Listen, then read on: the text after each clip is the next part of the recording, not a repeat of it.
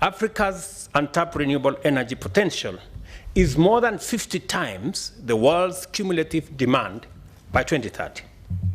The continent's untapped solar, wind, and geothermal potential is rated as super abundant in most African countries, meaning the potential is over 1,000 times the current demand.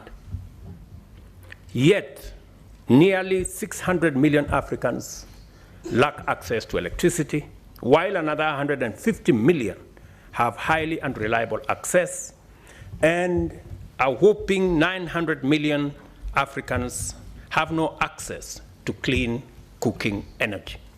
Just imagine the paradox that we are in the middle of plenty while living in scarcity. The primary cause of Africa's minimal investment in exploiting its abundant green energy potential is the lack of energy-intense anchor demand. Such demand would make investment in additional energy generation capacity bankable and render universal energy access possible. Scientists tell us that achieving the net zero emissions by 2050 is imperative to sustain human civilization. Failure to reach this target will lead to devastating and irreversible impacts on ecosystems, weather patterns, and sea levels. At present rates, it will be extremely difficult, if not altogether impossible, for the world's industrial nations and fast-growing emerging economies to achieve net zero goals on time.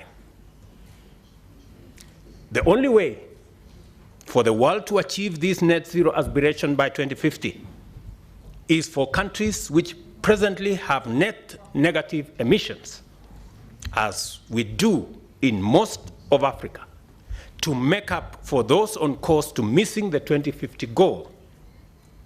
The implication of this scenario is that African countries are uniquely positioned to limit own emissions and at the same time contribute reductions everywhere.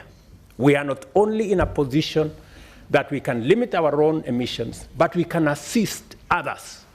We can contribute to the reduction by others.